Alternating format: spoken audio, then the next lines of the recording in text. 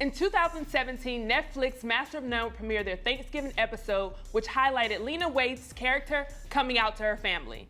In the episode, Lena's mother is played by Angela Bassett, and Kym Whitley plays her sister, and it's clear that the family has a hard time accepting her sexuality. But they eventually come around. On Monday, Niecy Nash would become the latest celebrity to come out as she would reveal her secret wedding to another woman. And well, it has caused mixed reactions. Joining us today is the one and only Kym Whitley as she calls in to discuss her long-running career. First and foremost, Kym, thank you so much for joining us. How are you doing? I'm doing great, but that sounds like a setup. That's what it sounds like. That sounds like a real setup. You a good one. Right, you hear this, Rita? You hear this bullshit? You don't introduce no, Symphony. We don't start with Master of None, and then come out, and now Kym Whitley, her friend, is here to talk about it. No, she ain't.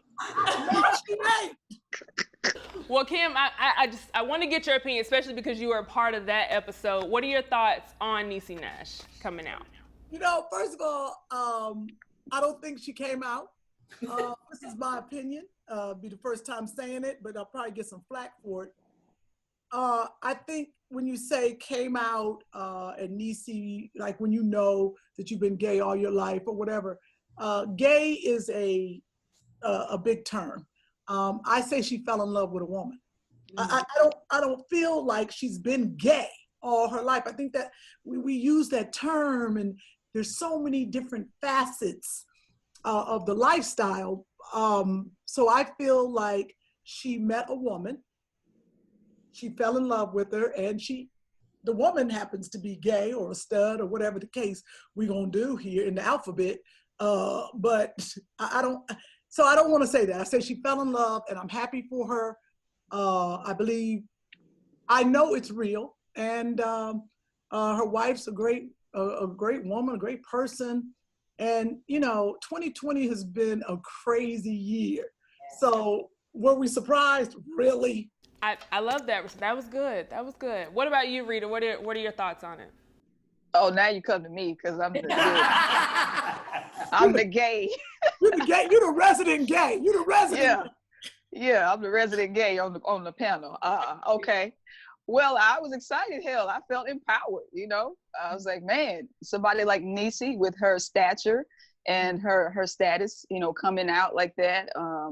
Just announcing, you know, choosing to share something like this so big, something she could have kept private. I think it's going to be really powerful for folks who have maybe been struggling, because that's how it was for me when I came out. I actually came out on stage while I was doing stand-up at a farewell show in Mississippi. And I got so many messages after that saying, hey, this is what I needed to come out as well. So I think it was an empowering moment, and it was beautiful to see. And they're a pretty sexy couple too. Yeah, they are. Yeah.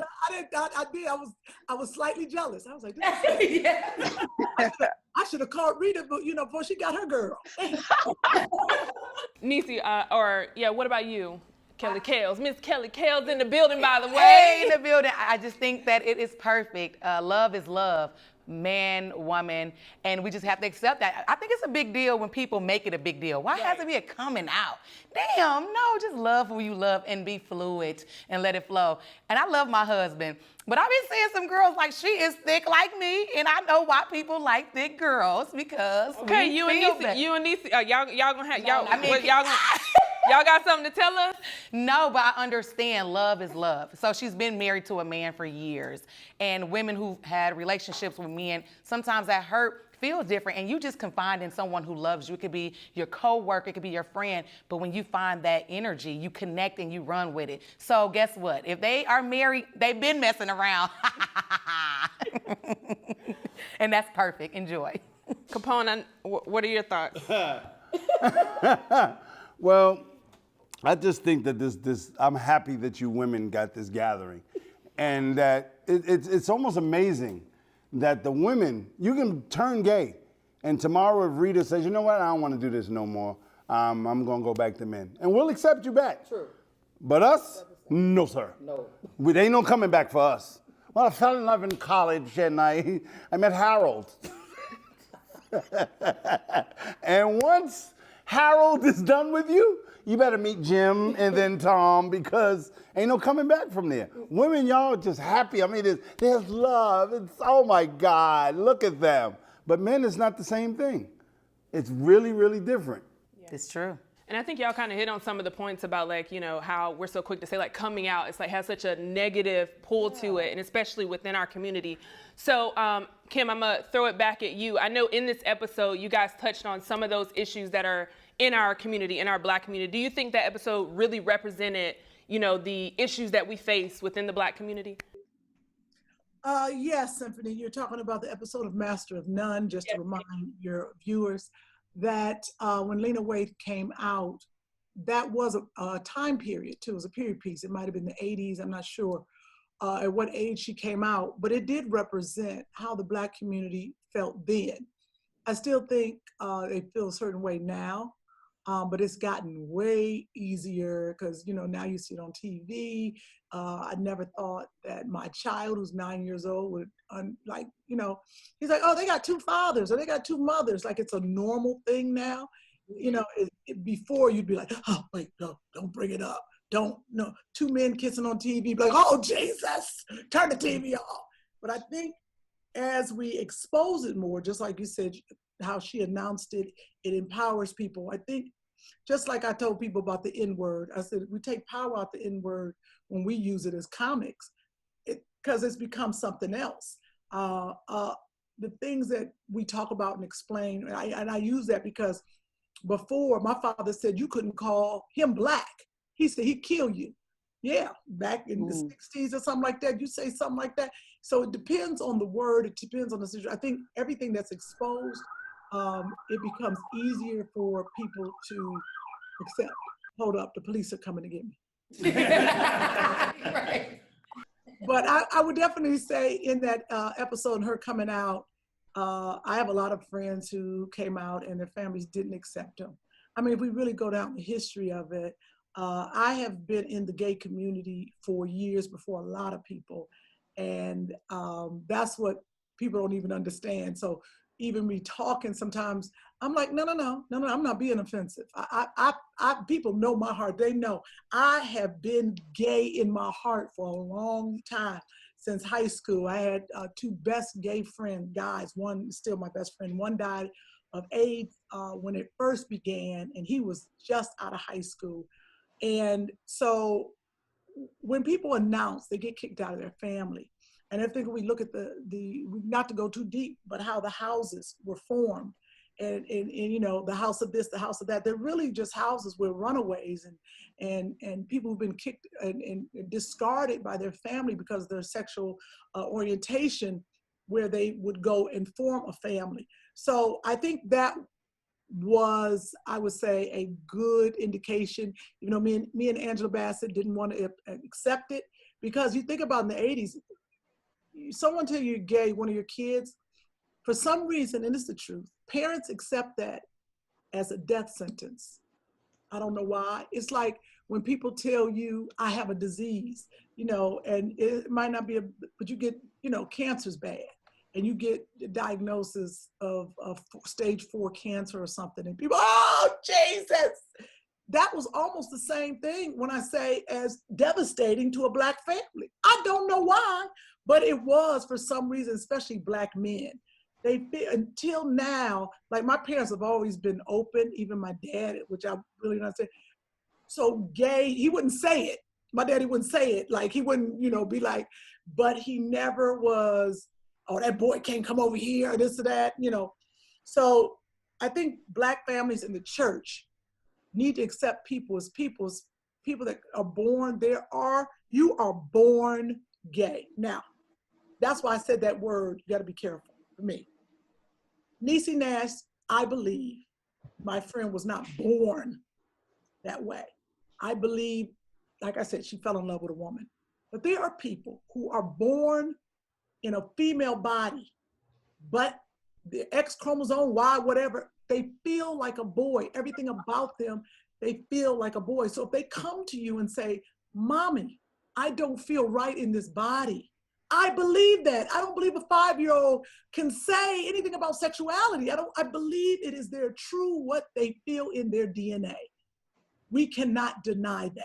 So where do you think that comes from? Because I know you talked about like where Black families just feel like it's like a death sentence. And I've seen that, you know, with my friends and people that I'm not even close to. It's just like, it's the end of the world. Where do you think that stems from?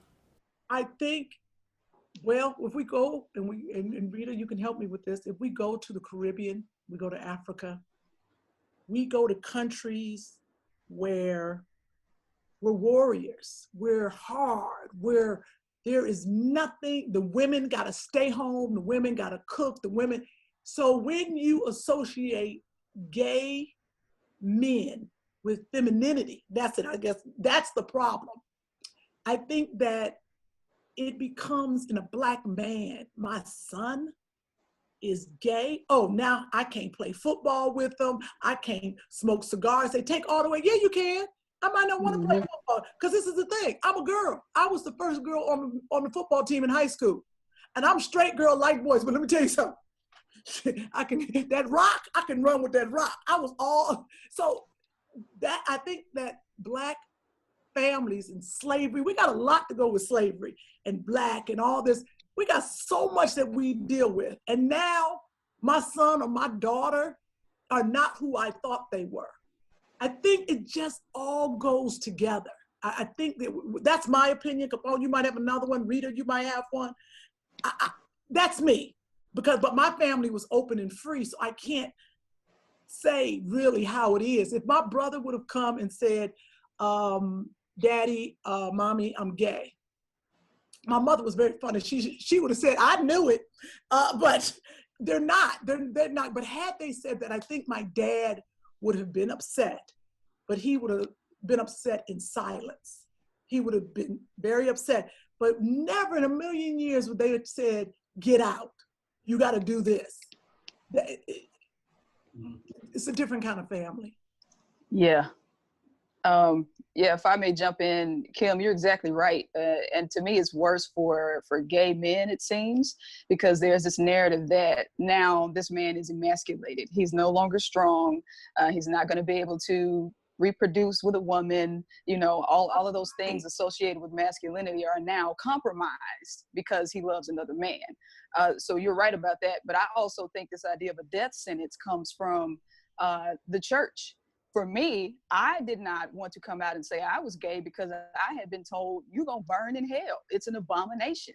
And so I lived my life in fear, you know, like, hey, I cannot tell the world, even though this is what I have felt since I was a young girl, I cannot say that I like women because I'm going to be damned to hell. But it's quite odd how the Black church is really comfortable using gay people for their talents, whether it's choir directing, whether it's being musicians or whatever, but then they want to demonize them at the same time, you know. So if you have an issue with that, well, don't use my talents. If you're gonna damn me to hell at the same time, don't use me for my talents. But I think it's a combination of those things. But my grandmother does not know because she is an old school church woman, and I feel like if I tell her, she's going to be afraid. Well, what are people going to say? You know, well, this is what the Bible says. But part of me also feels like she'll be like, oh, I already knew my grandbaby was a bull dagger. Like, I know she knows, but she ain't gonna be happy about it because of what the church might say.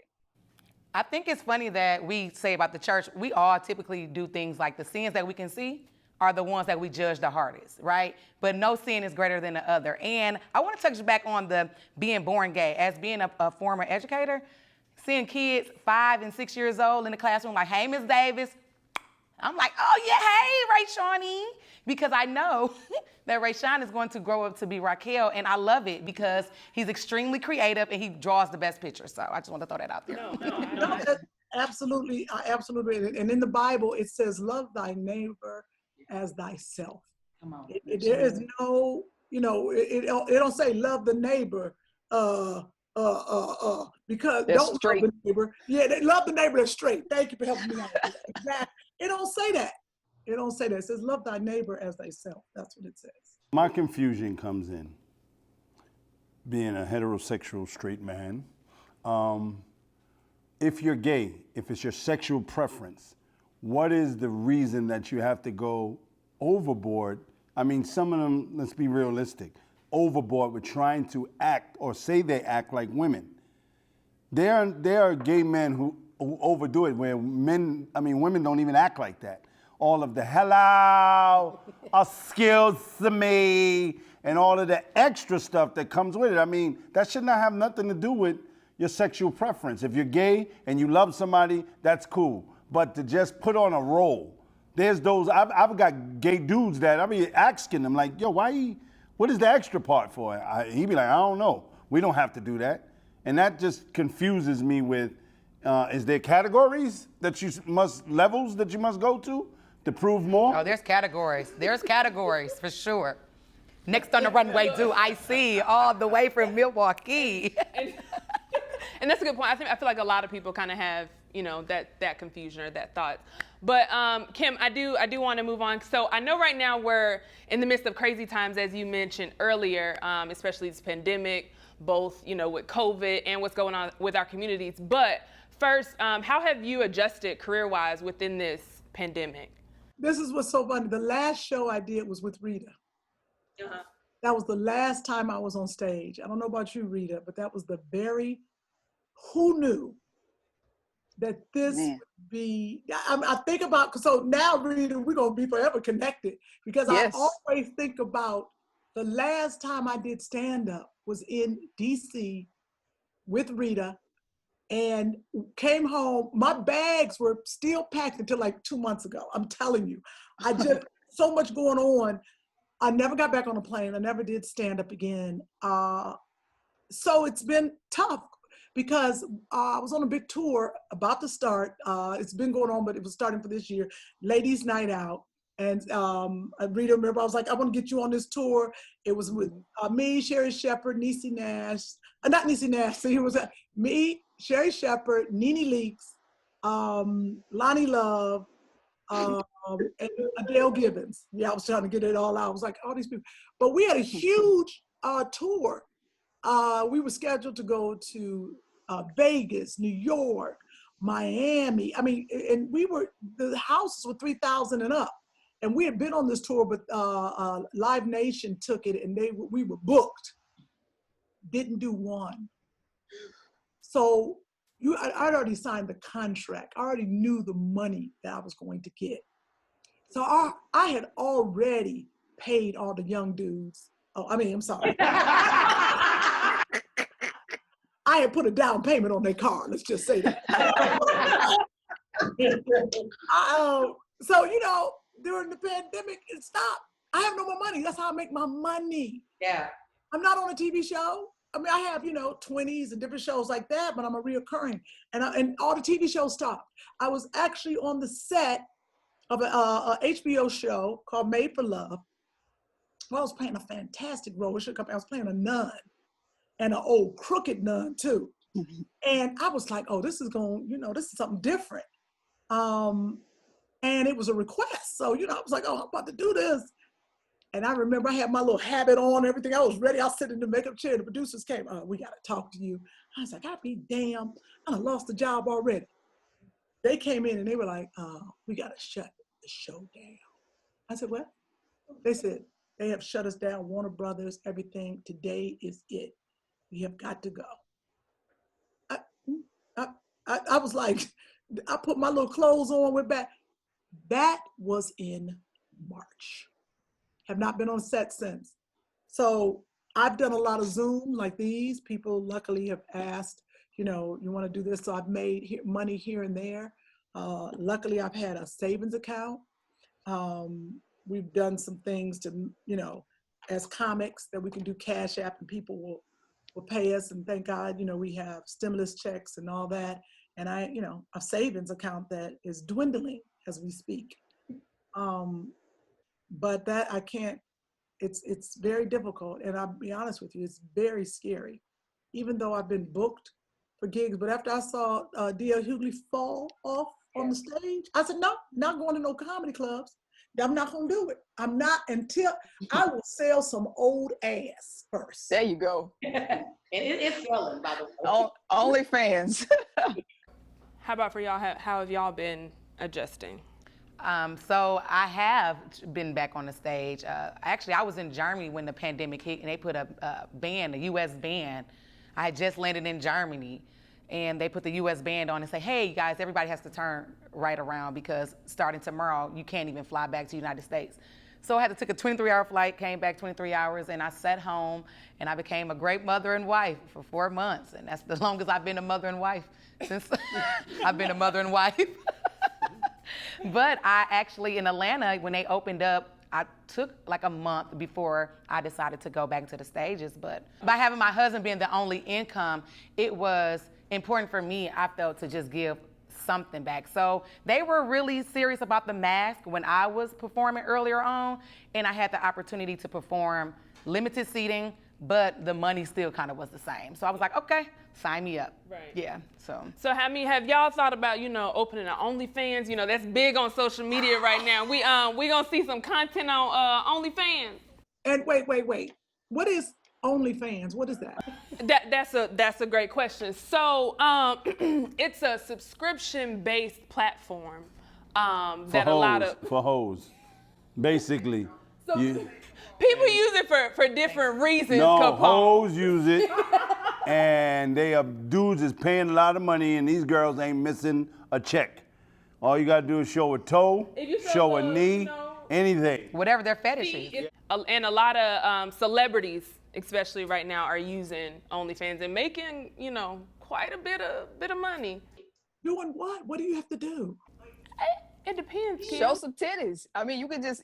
Celebrities are on there showing titties. Come on now. It depends on the celebrity. So it's private content. So Kym, if you say that, hey, this is exclusive for my fans only, subscribe to my page for $10 a month, and you will see some behind the scenes with me and my son. You'll see some shoulder, or you may see me just taking back whatever it is that the world can't see. You guys can see if you subscribe to me. They want to see Kym Whitley's titties.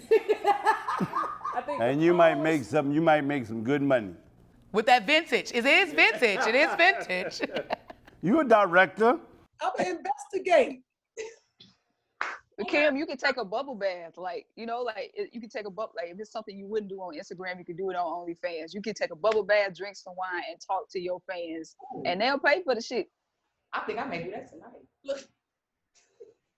I am going to lotion my legs. Now, Kym, what would your OnlyFans look like? There's I'm gonna lotion my legs. Okay. I'm gonna cut my toenails. Oh. Let me explain something to you. That's about $3,000 in one day. That's what I'm talking about. And Thanks. then show them the truth. My junky ass room. I'll be like, yep, this the truth, y'all. You only seen it when it's clean for the TV, but how I live, and there's my dirty drawers on the floor. Well, now we know what your OnlyFans is gonna look like. So anybody interested in subscribing, you heard it here first. Yeah, I can't show them these now. Had OnlyFans come out 15 years ago, I'd have showed them titty. This ain't. Well, I got some strong tape. If I can tape one and crisscross them, I should have cut them. I got some fake ones a long time ago. But how you get fake titties when your titties is big? It's backwards. It don't make no sense. Now, if I can take these titties and put them in my booty, boom. There's a surgery for that, actually. But I don't want nipples on my ass. You are definitely missed. So I do want to switch gears just a little bit. So as we know right now, we kind of talked about the pandemic, and like I said, COVID-19 is definitely that. But we also see things that are been happening in our community, but we're starting to see on the forefront. Things that we're seeing in the news with the police brutality. What are your conversations like with your son? At this moment, are you fearful? When he leaves the house, or just your overall thoughts of those things? Well, being a Black mother, you're going to always be fearful for generations. I think, especially since the time we landed in this country, we have always had the conversations with our children, especially our Black boys. I saw a post and I understood. The man said, I have to go walking down the street with my little dog and my daughter, so my neighbors and people can see me as a family man like they are, as a father, When I don't have my dog with me and I don't have my daughter with me, they see me as a threat.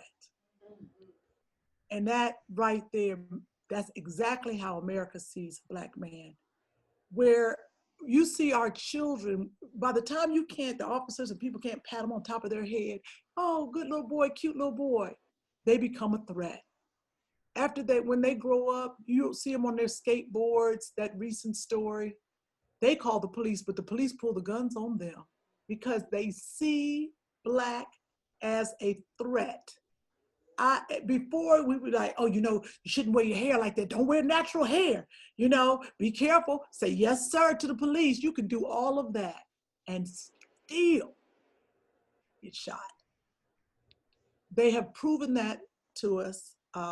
Systemic racism, we know that it is bred in this country. This administration has brought it out, the truth, and made people lose their mind.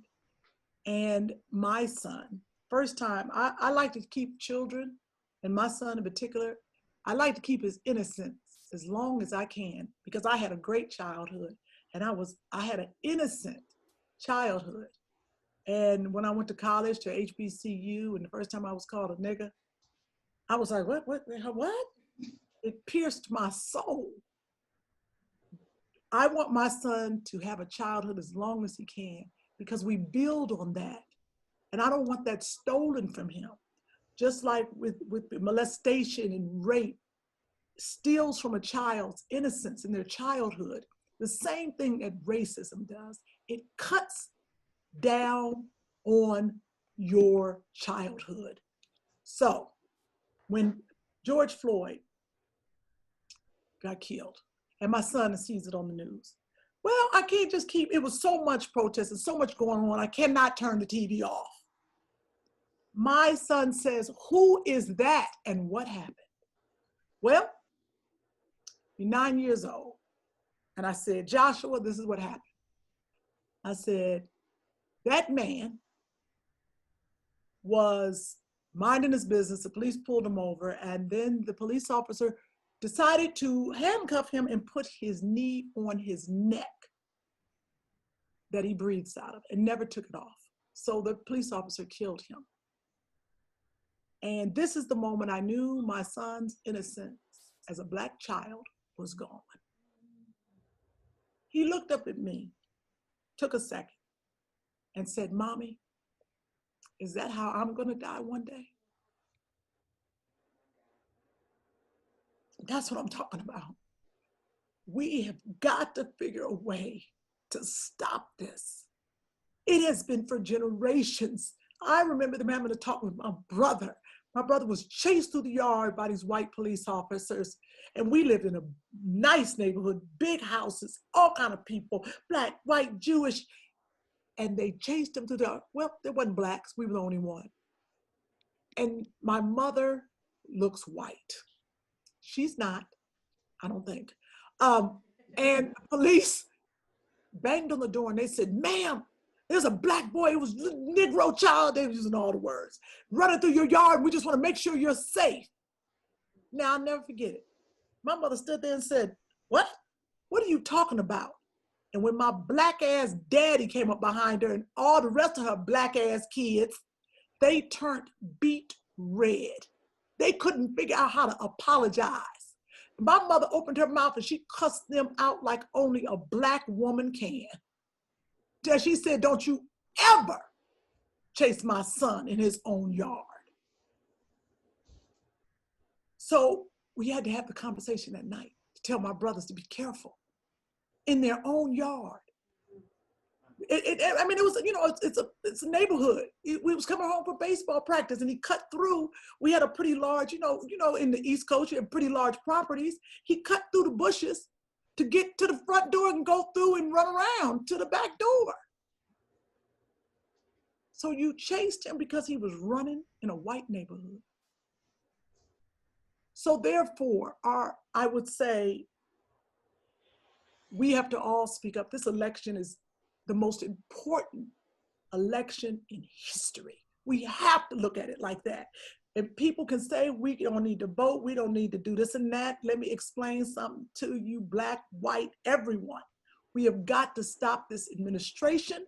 We're going to lose our democracy. We will be in a dictator. If you think it's bad now, you let this devil back in there. We have to do everything. We have to help people to the polls. We've got to mail in, take your mail-in ballot to the registrar's office, take it to the place, stand in line, help people. We have got to make a change. It's to save our lives. And I have a couple questions off that. Thank you for, one, being transparent and sharing that. I think that's definitely touching. One of the questions that I have, I know, Hollywood is one of those places that haven't spoke out. Why do you think they haven't spoke out in the past? Like, hasn't always been a thing. They're starting to come out now, but why do you think they haven't spoke out in the past? That's a loaded question.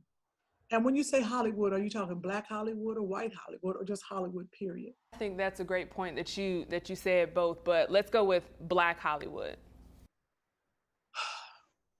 Well, that's a lot. Let me explain something to you. Everyone in Hollywood is hustling. This is not a corporation. This is not a together thing. This is an individual job. So everyone is hustling for the next, even the ones who are up very high. You're still looking, what's the next gig? What's the next thing? So when you are on a train of hustle and something else comes in and you're by yourself, you're already alone, how do you galvanize? How do we do this? Now, we did form a group, the Black people, one of those mini shootings called Entertainers Alliance. Have we done anything with it? No. Cedric the Entertainer went out and marched one time on Hollywood Boulevard. CNN caught it. But I'll be honest with you, we don't have one leader. And that's always the case. When we come together as a group and no one wants to take on the responsibility of leading a group of people when you're an actor or you're a comic.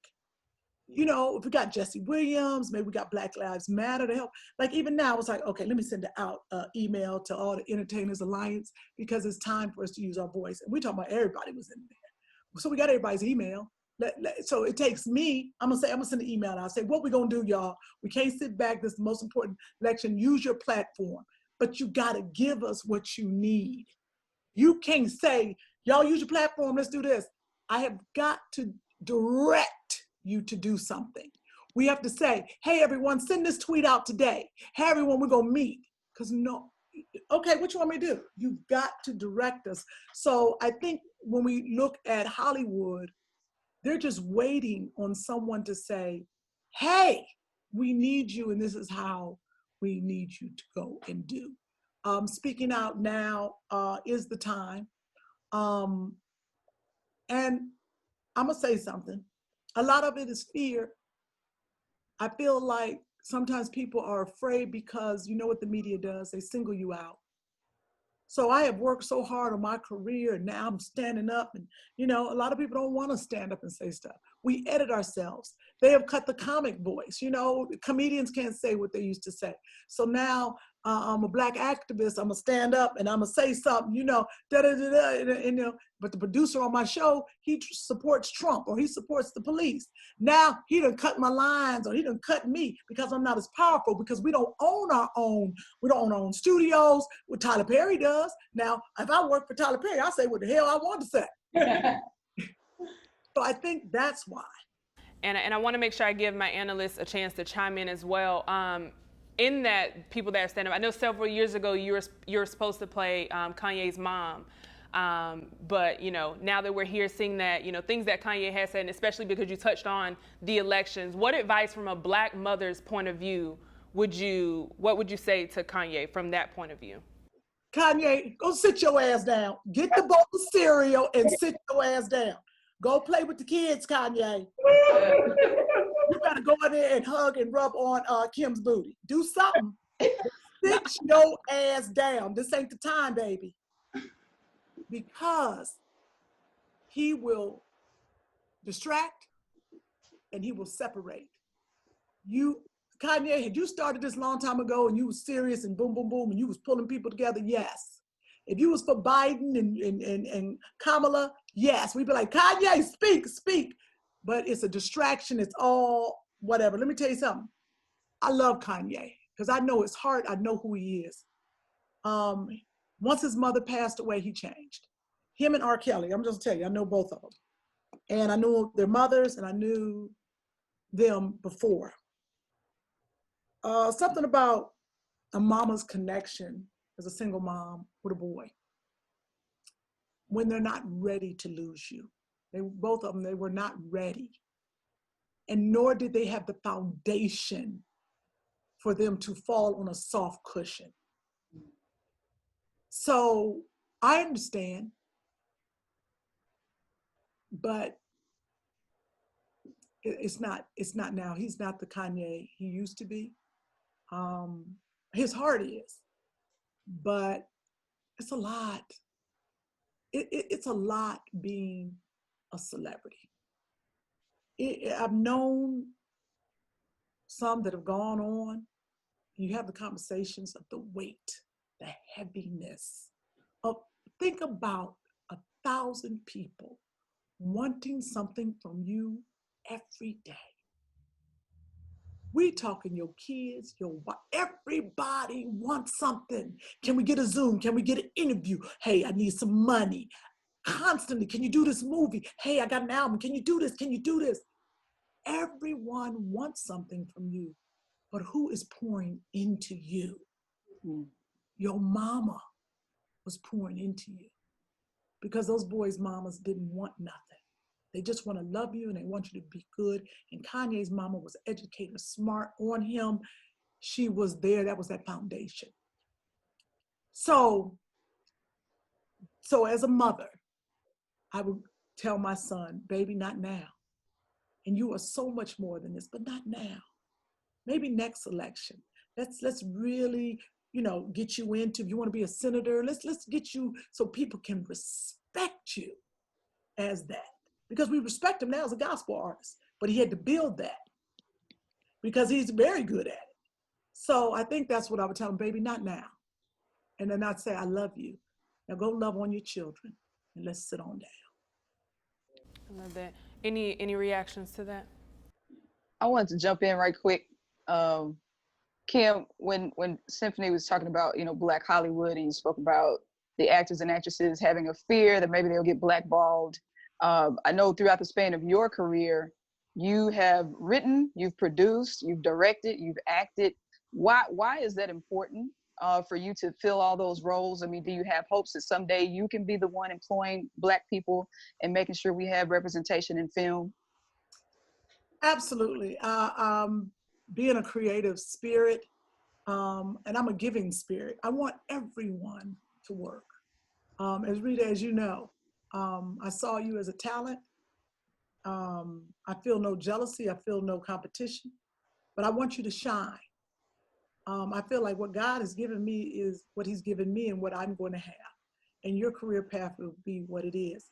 If I could create jobs and stories, and I believe everyone has a story, that we could see more of us on television, more people like us.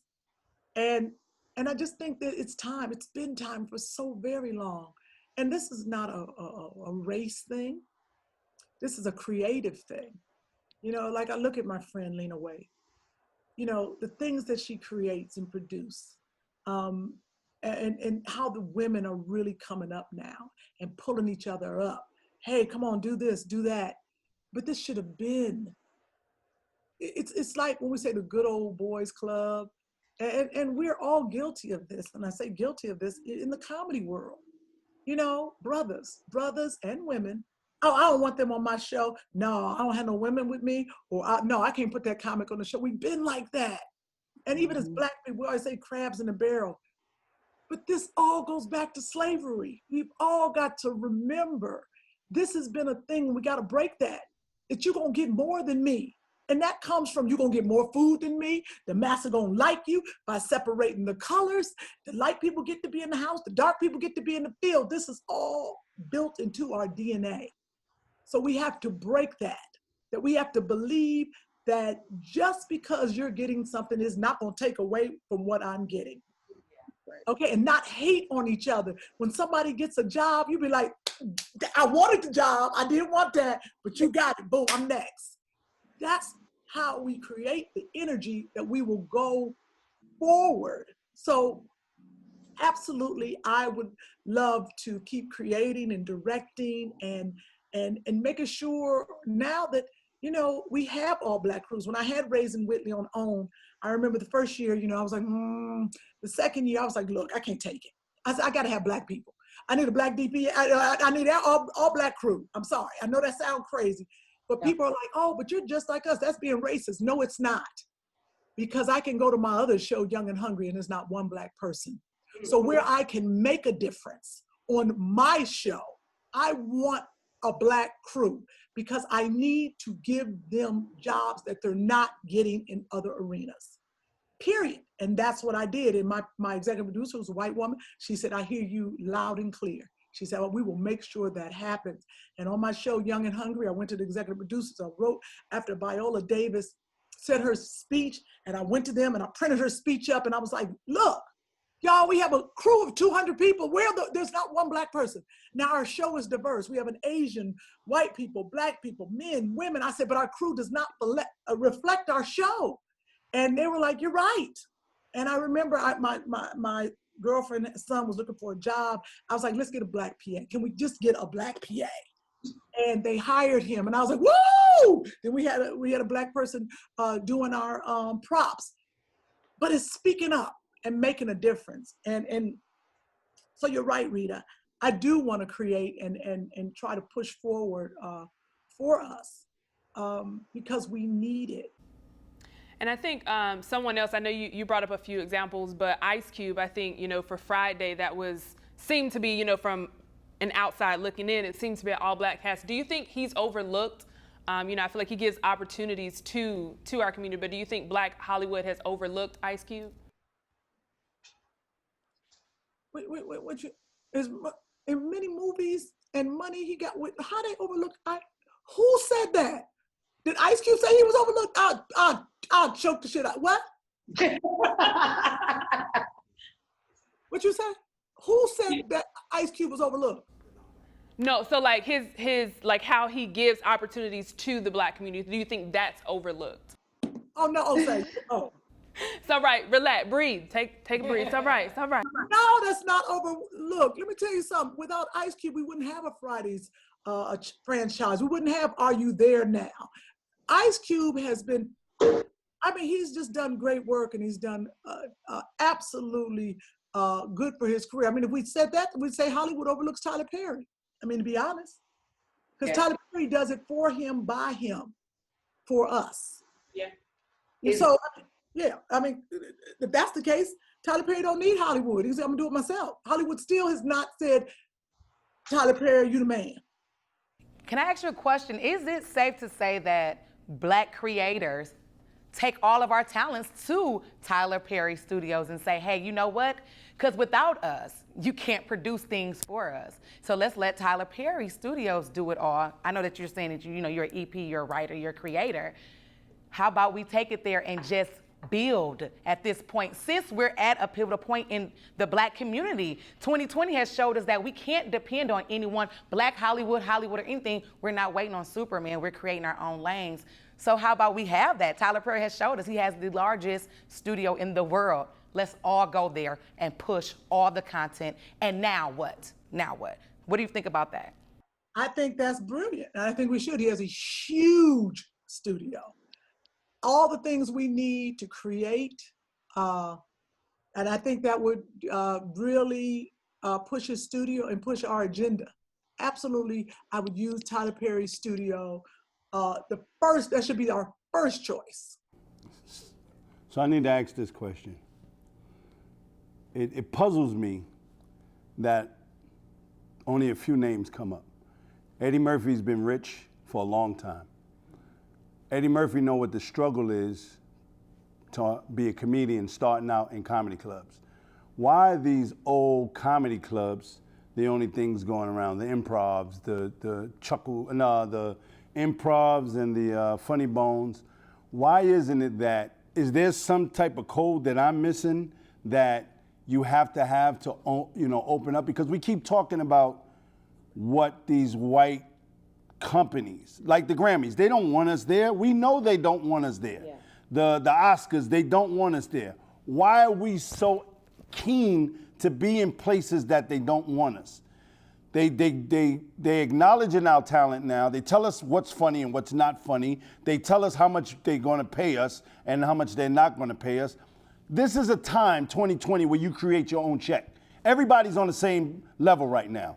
There is no superstar Kevin Hart. Yeah, he got the money. There is no nothing. Everybody can create their own thing, and the internet is what actually is, makes that official.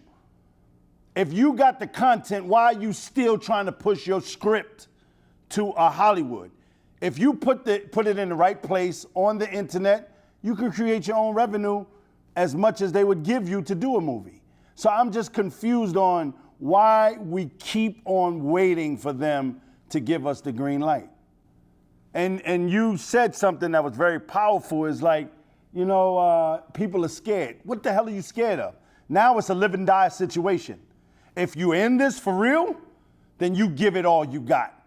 If you're not, then you wait until they create something for you. I remember when I was 21 years old, I was the opener for Steve Harvey at the Apollo. And a guy brought me, I knew nothing about Hollywood, I knew nothing about anything. I was a dude from the streets that was just funny. They took me to get Kelsey Grammer's office, flew me to Hollywood, and said to me, if we give you the opportunity right now to give you a show, what would it be? I said, I don't know. And I didn't know. I was being honest. And they said, well, you're very, very talented, but we need something to go on with you. Nobody gave me no advice. Nobody gave me none of this. And till this day, if Steve would see me, he said, you remember the day when we brought you in the office? And we just laugh about it.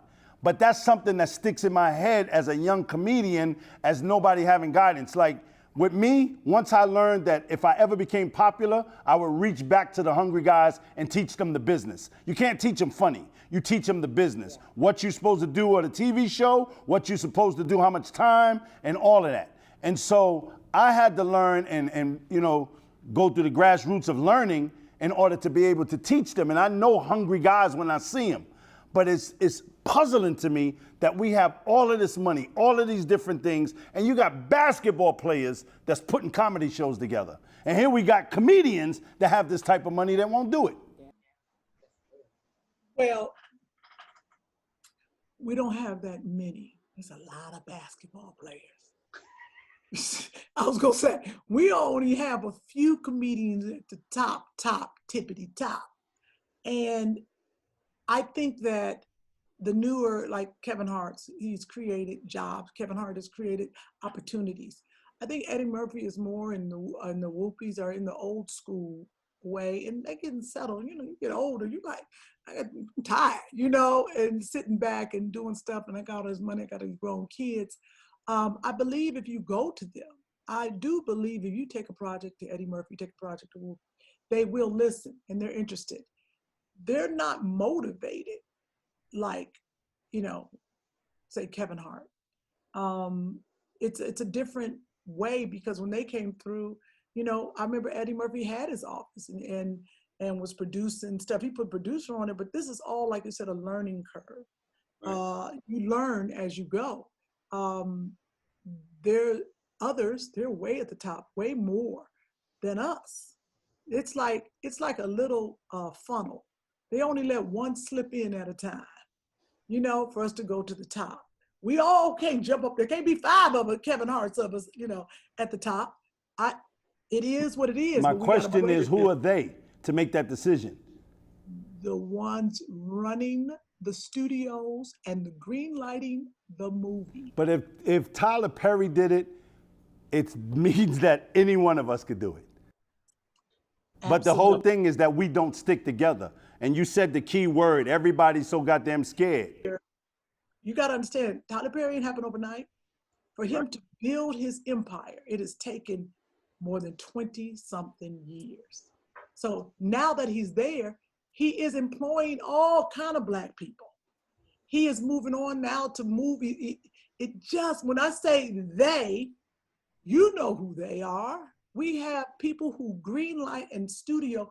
I can't go into Lionsgate and say, boom, here's a movie. y'all make it. Wait, what? I don't care who you are. Unless you have a piece in Lionsgate, then you can say, like Oprah Winfrey owns, own whatever. She can say, yep, I want to do Kym's project. Because it's hers. And she has a channel to show it on. It's about that distribution. So now I got to get it to the theaters. I need Lionsgate and I need people to distribute it to the theaters, or I need Netflix to put it on their platform or Prime. I don't own that. I don't have a Prime. I don't have a Netflix. I got a BET. I got to own. So when Tyler Perry gets his own network, which I'm sure he's working on, or a streaming platform like Disney, because that's where it's going now, I can place whatever I want. Unless Eddie Murphy or Kevin Hart has their own place to show it, or they put themselves in it, it is not going to happen right now. And Kym, I have a question for you. So I know in one of your recent interviews, you mentioned that a lot of women don't share information. Why is that? Why do you believe that? Well, just like we were talking about earlier, crabs in the barrel, and women don't share because we're under this thing that if I share information, I don't know, to you, but somehow you're going to get more than me or do better than me. Now, I know that Sherry Shepherd and I, we share information. We try to push each other because people have shared it with her. I don't know, I don't have a base. So if Rita calls me and says, hey, they're hiring me for this comedy show, how much are they offering you? And I'll be like, oh, that girl, I can't tell you that. It happens. Because why can't I tell you? Because I'm afraid you're gonna call and be like, well, you giving Kym, me and Rita on two different levels. I'm gonna say, Rita, they're giving me this because I got this is behind me, or I got this many followers, the algorithm thing. And then sometimes we like to get that, I'm gonna get that too. All I can say is good luck. But where it helps is now I know what I can ask for, what I deserve, or where I can come in at. So if I tell Rita, okay, they giving me 10, Rita can say, well, you know what? I'm gonna go in and I'm gonna ask for 5 or 7. She knows she's not gonna go in there and say, I need 12 and mess up the deal, and she don't get nothing. So, and in that aspect, I listen to Monique. I think Monique got some sense. I'm sorry. That we've got to push for what we are worth. Because as you know, it's come out, white comics get paid more than us. White females get more than black female comics.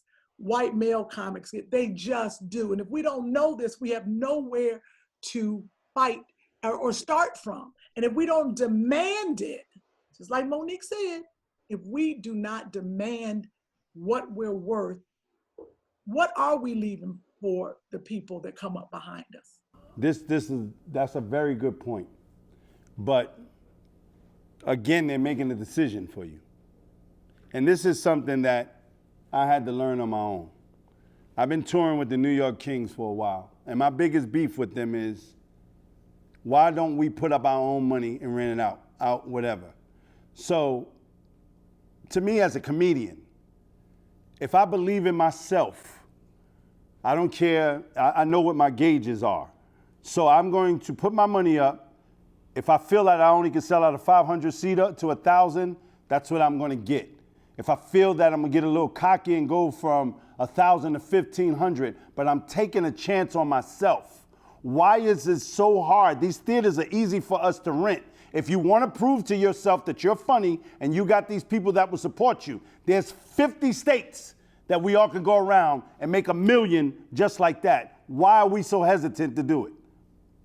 When you say we, I need you to explain who you're talking about. Black comedians that will sit around and wait for somebody to book them to give them a check at the Funny Bones, at the Improvs, or whatever the situation. Then you got a goddamn agent that has 30 people under him, and you might not be the one that they're so fond of. So therefore, they're putting you into a thing, well, how about this person? How about, well, I got Capone. If you want him, I can do him. How you gonna put that situation there so where I got to say to myself, why am I still letting these people guide my career? If I am the one that's built this fan base through my jokes, let me go from city to city. Some I might fail, some I might do great in, but I have to take that chance upon myself. Ain't no goddamn agent gonna sign me unless I'm that great anyway, or at least good enough to be under their roster. So when does that mentality kick in? Well, I'm gonna tell you, it's not an easy thing. And you're saying theaters, you're absolutely right. But you need to get 5 whatever comedians, but you all have to invest your own money. A lot of people ain't got 10 grand, 5 grand, because it takes, if you look at, and I say that because Rita knows, I put shows together. It ain't easy. The cost of the theater, the insurance, the travel, the lodging, and now the advertisement alone can cost as much as it costs for everything else. So if you have a budget, and I'm talking a budget of $100,000, depending on the level of comedian. Now say you got 20,000, or if everybody put in 10, you got to get people willing to put their money up, or unless you put your money up, and willing to lose. So what now you have to do is partner with a promoter that you hope that ain't gonna steal the money in that city, because he knows that city or she knows that city. You got to partner with them and find out what the advertising budget is. You got to get it on the radio, which is expensive. You've got to have the names of the comedians that is going to push, that people want to see. So you might have an anchor comedian. You might have to have somebody who is a heavy hitter. Now you get that heavy hitter, you know it's going to cost $20,000. Unless you say, look, we're doing this. Can you bring your price down to 15 or 10, and then we build up? It takes the mentality of we're going to do this together. And we might fail, we might lose. Let's sell out. Now you're passing out flyers, you're making sure you're pushing social media, and it can be done. But you got to get like-minded people. And you got to say, you know what? You got to check that city. You got to make sure ain't nothing else going on. Because you can have one concert come in, you can have one big comedian come in and wipe out your ticket sales. Because Black people, I'm telling you, we get our check, we pick and we like, I'm gonna go see Maxwell, or I'm gonna go see Capone and them. We're not doing both. So, for that entertainment. Right. And we might, but if you start up, we're gonna do a 500-seater. That's right. You got to know exactly how much that costs. Everybody got to be willing. You got to put that money in an escrow account, because you don't want nobody to be like, you know what, I had to buy me a couch. No. So that's it. You got to get like-minded people and people that want to do it. And then you have to have a plan.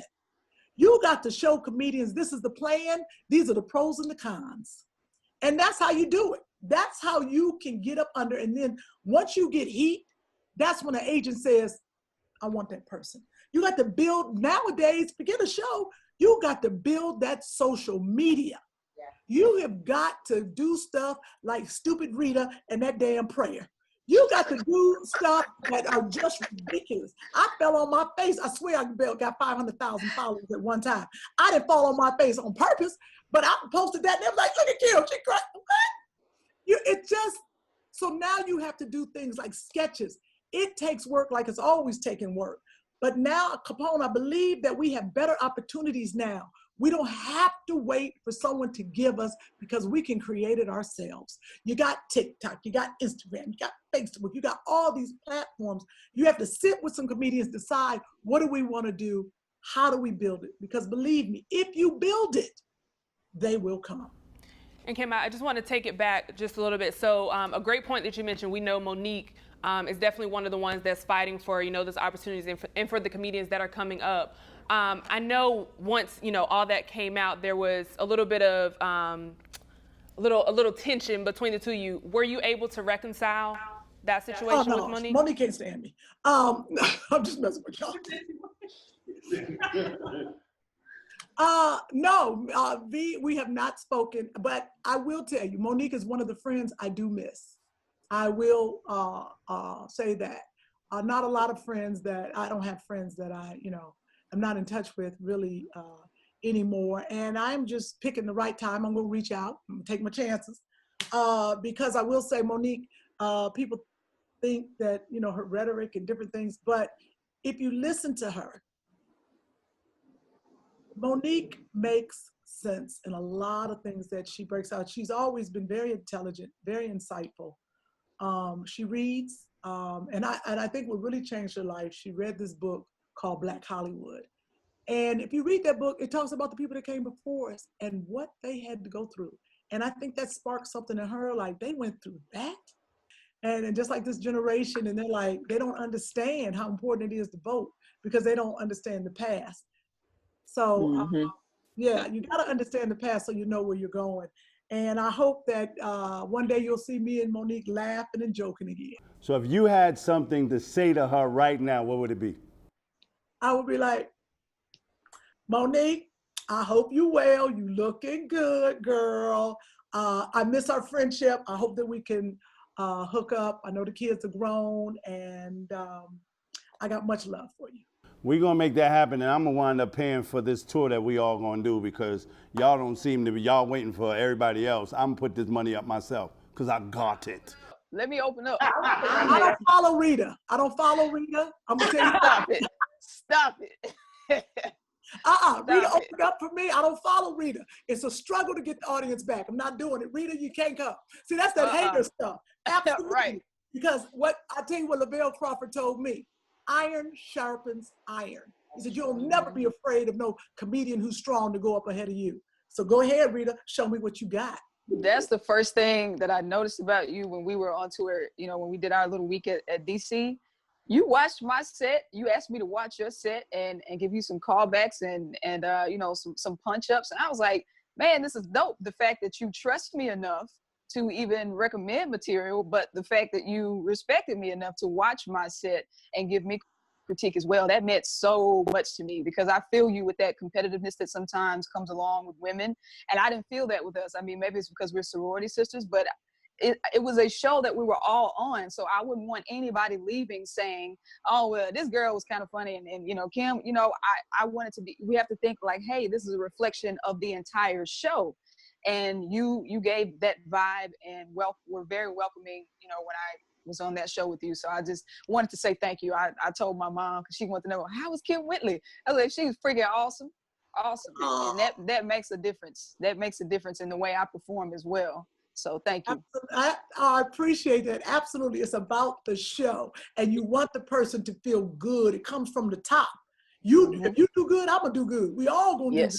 I think that's perfect that Capone wants to sponsor the Deltas tour. We all can go on me, you, and be flat. We all can. Thank you, Capone. Okay, y'all leaving me out the bunch. I love it though, y'all. I love it though. I do love it. But Kym, but before we let you head out, so one of the things that you did touch on, which I love the friendship and the things that y'all talked about, like how Rita said, you know, you support her. What was it about you and Monique's relationship that I know you said that you do miss? What about that do you miss? Because I think it's important to see it from two people at the, you know, that are doing very well for those that are coming, you know, after you all.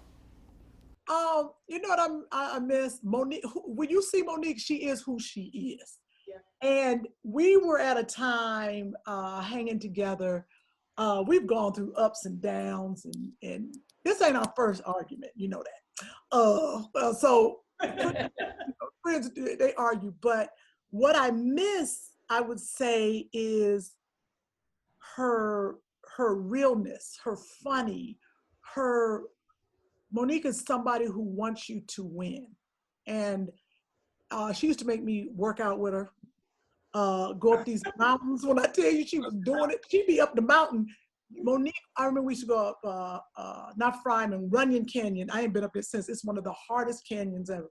And this is when I realized a friend. She would go up, there was one part that would just make your heart burn and go up. She would go up, get to the top and see I'm struggling. She would come halfway down, throw a towel, say, grab it, turn around and walk and pull me up the mountain. So therefore, you know a person's heart. I would miss, because I'm lazy, she would read and then she'd tell me all about it, so then I didn't have to read the book. So I think I would miss that, and I would, it's like having, even though she's younger than me, but like a big sister. Like, hey, because she was ahead of me in the comedy game and the television game, and she'd be like, you got to do this, do that, you know. And she just never was, as you can see, she be talking too much, but she be real with it. So she talk and say the real. Sometimes you don't want to hear it. The world don't want to hear it. And I always say there's two sides to every story. The people who, you know, upset with her, you know, even me, there's two sides to everything. Do I agree with her on everything?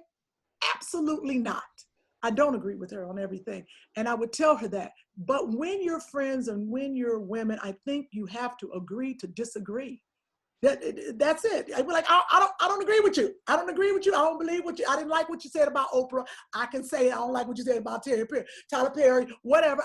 That's me. You can call me whatever you want to call me, but that's how I feel because my relationship and my story is what my story is with them.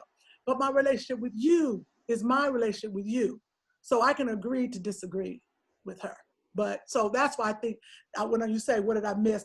That's what I missed. I guess I missed fighting with her. Damn.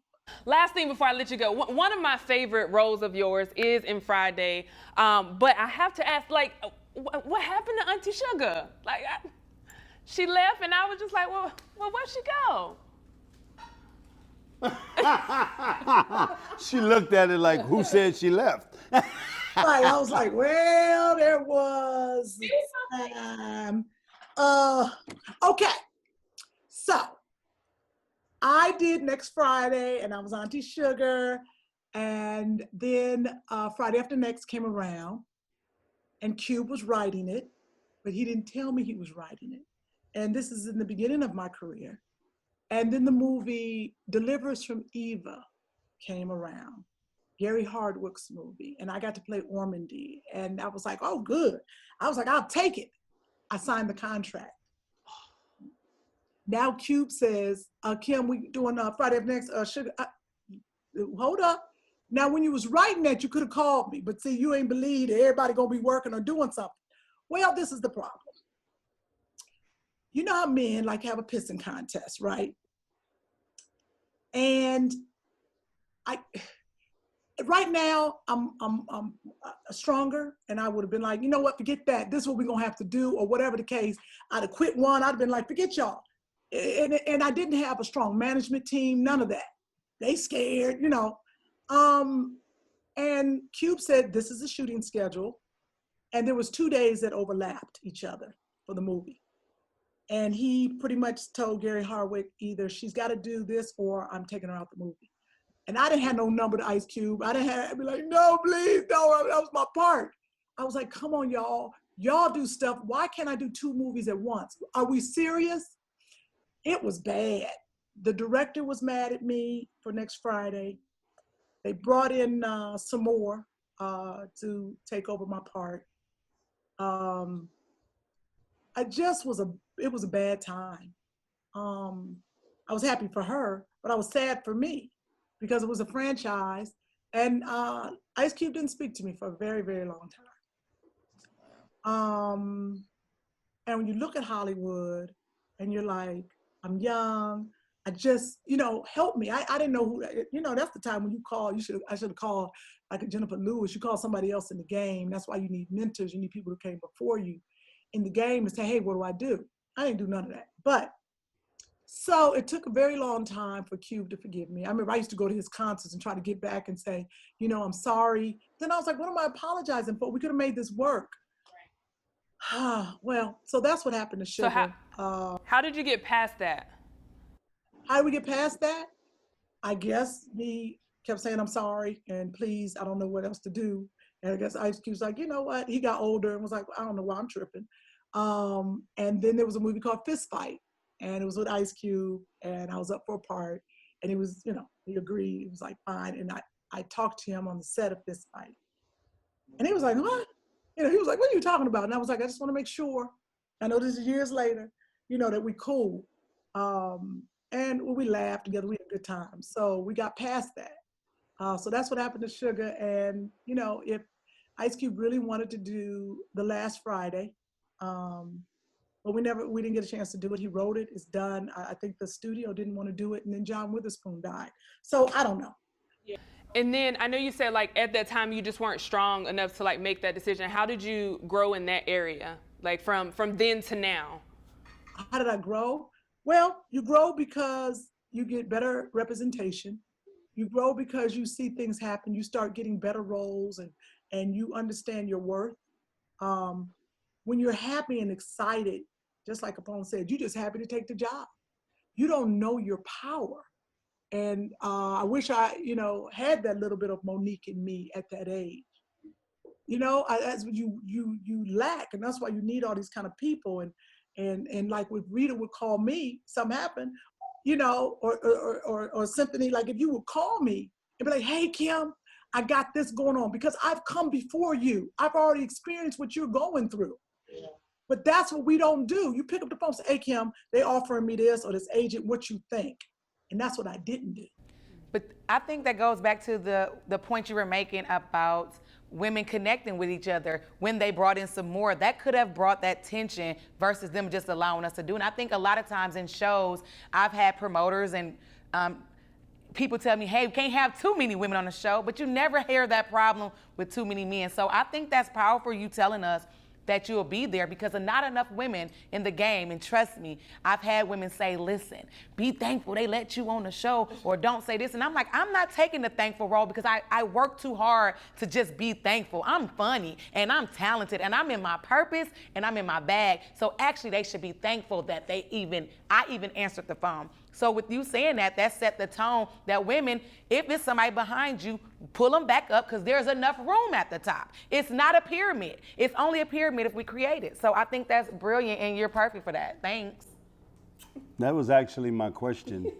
That was because she kept saying last question and it would kept being another question. Because she was just giving me so much good stuff. I was like, but wait, Kym, don't leave yet. I know you got to go, not yet. Kelly answered it, but as a veteran, we always seem to get asked this question: what advice would you give to people coming up in the business? But Kelly kind of stole out of my head what the hell I was getting ready to say. Great. So, yeah, it was very powerful what you said. I personally think that where your heart is at is going to take you further. This pandemic, to me, has helped you develop your purpose. It's okay to be a comedian, it's okay to have all of these talents, but when you have young ladies that respect you in this business, that's a longer way to go. Yeah. And so just this interview alone, I've learned so much about you. I've learned your power and I've learned your humbleness. And that's what people lack, black comedians. Now I just have to teach you to rock with me with this business where we ain't got to deal with these white people and ask them for a check, and we create our own checks, and that's all we got to do. And we're going to rock. For some strange reason, I want to sleep with you right now. And you know, Joy, we love you. Here's a drink to that. I'm uncomfortable. I need tell the little man with the mask on. I'm gonna need this whole recording of the raw footage. I need it at nighttime. Mask Man said he got you, but Kym, we really do appreciate you stopping by and joining us. Just like Capone said, we've learned so much about you. As this pandemic does whatever it does, we are looking forward to continue to watch you and follow you. So thank you so much, Kym. We give you a little round.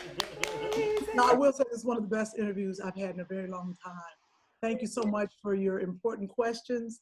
I do appreciate you. Thank you. And we appreciate that because at the end, we always go over what everybody else has going on. So Rita, what about you? What do you have coming up? The big thing going for me right now is I just dropped a song in support of Kamala Harris called Kamala, and I'm calling it Trap Music with a Message. So I got a video, I'm rapping in front of the American flag, I got my letters on, I'm repping DST, I'm repping HBCU. So go download my new song, Kamala. It is a political awareness song. I want folks to vote blue in November. Don't take your ass to the polls in December. Vote blue in November. So as Kym said, we get that orange devil out of office. But you can get my song Kamala on Apple Music, iTunes, Spotify, and anywhere that you get music on a digital platform. So yeah, and I got a show coming up with Capone in Long Island, right? I'm gonna be there. Yeah, so this will be Capone Capone's first time seeing me do comedy. So next Tuesday, we're gonna get Capone's feedback on my comedy. I'ma definitely do that. So you still gonna last though. That don't mean you go after her. You still gonna last. Our very special guest, Kelly Kells, which thank you so much for joining us today. We do appreciate you. What do you have coming up, and how can we keep up with you? Well, you guys can follow me on Instagram, Twitter, and Facebook. It's all the same handler, Kelly Kells, Kelly Kellz. Each and every Monday, Wednesday, and Friday, I have a Turban Talk, which is my form of a podcast that I do on Instagram Live, and I bring in some of my friends. And then on Friday, I do a date night live with my husband and I that we started during the pandemic because we realized that date nights are some things that are more important than spending time with our friends a lot of times. And so, yeah, and I'm working on different projects. I have the Funny by Nature comedy tour that Vivica A. Fox is producing. So I decided to connect with some super dope females. We're not waiting on Superman. We're creating our own lane. And so I went to Chicago and I picked up the dopest female in Chicago. Shout out to my sister Jess Niche. And then I went on to Mobile, Alabama, and I grabbed my sister Shima Franklin. Then I went on to Tatum, Texas, and I grabbed my sister Crystal Powell. And I said Funny by Nature because that's exactly what we are. And we're just doing our own thing. And I felt like, hey, the time is now. Oh no, come on. She should have wrapped up. Come on. Come on, what do you have? As Rita said, we have a big show this weekend. Those who know, I have a construction company where we build communities, and we're doing a seminar this whole weekend, teaching people how to, well, first of all, we're clearing up your credit for free if you're paying for the seminar. Lance Smith is my partner, he's probably the guru of real estate. We're buying up every and anything to help black people become community people. And that's and we have the end of the weekend where we bring the comedy show. I brought my brother Gerald Kelly, Rita, and two of my Team Capone members, which is Hawk and Brandon. And we just wrapped up the movie, Traffic Lanes. And so I'm on to the next project, and I see, talking to Whitley, that I gotta get these strong sisters back on the road again and do our own thing so that they know that there's black people who have money that can put this together to show them that they can use their own money. Come on, Black excellence. Black excellence. I don't have much to say from there other than Black excellence. Thank you again, Kym, for joining us today. Stay tuned for more on the Comedy Hype News Show. I'm Symphony Thompson.